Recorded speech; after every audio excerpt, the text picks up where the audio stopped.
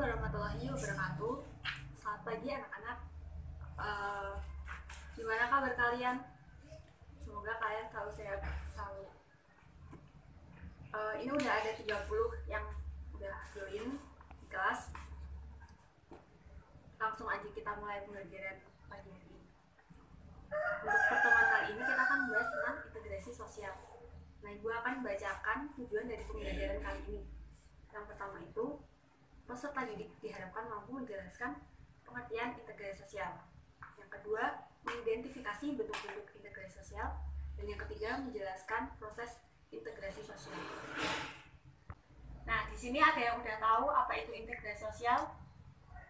Ya, silakan Mbak Devi. Ya, benar banget yang diomongin sama Mbak Devi.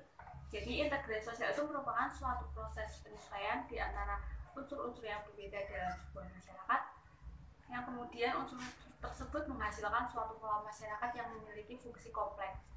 Nah, menurut Banton, integrasi sosial itu merupakan suatu pola hubungan yang mengakui adanya sebuah perbedaan ras, tetapi tidak memberikan makna yang penting pada perbedaan ras tersebut. Nah, selanjutnya akan membahas bentuk-bentuk integrasi sosial. Nah, ada 3 bentuk integrasi sosial. Yang pertama ada normatif, yang kedua ada fungsional, dan yang ketiga ada koersif. Nah, apa itu integrasi normatif?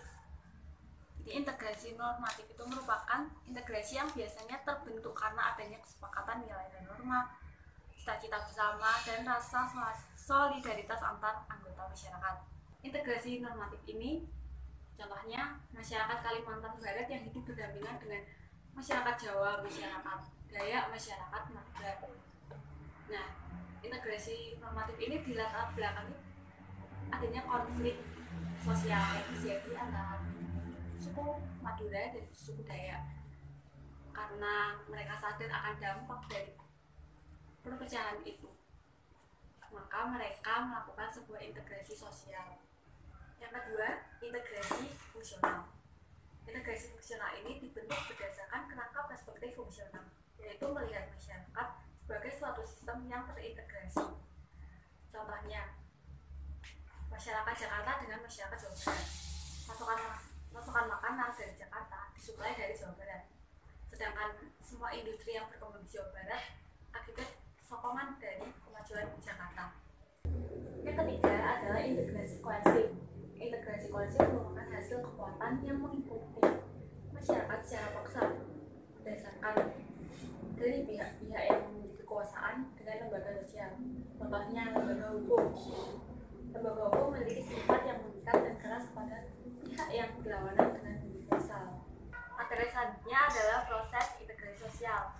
Proses integrasi sosial itu ada 3. Yang pertama adalah akulturasi, yang kedua asimilasi, dan yang ketiga adalah akomodasi.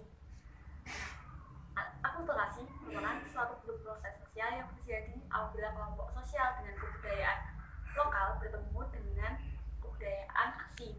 Nah, kebudayaan asing itu lambat laun akan diterima oleh masyarakat dengan budaya lokal. Tetapi unsur dari kebudayaan lokal itu tidak akan hilang.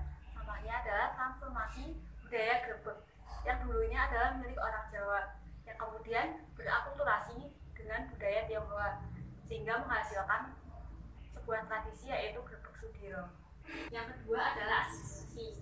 Nah, asimilasi itu merupakan suatu proses sosial yang ditandai dengan adanya usaha-usaha untuk mengurangi suatu perbedaan yang ada dalam suatu individu atau dalam suatu masyarakat.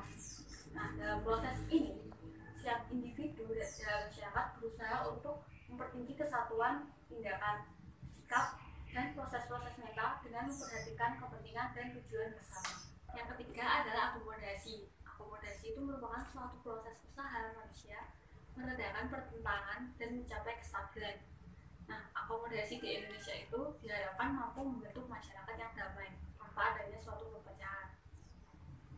Adanya akomodasi membuat berbagai kelompok sosial dapat menyesuaikan diri dengan kelompok sosial yang lain, sehingga diharapkan terbentuknya suatu integrasi sosial. Nah, kesimpulannya pada pembelajaran pagi hari ini yaitu integrasi sosial itu merupakan sebuah proses pengendalian terhadap konflik akibat adanya unsur-unsur yang berbeda dalam suatu masyarakat. dengan membangun kesaling tergantungan sehingga terjalinnya kerjasama untuk mencapai tujuan bersama. Nah, dari pembelajaran kali ini mungkin ada yang ditanyakan? Mungkin kalian udah paham semua kan?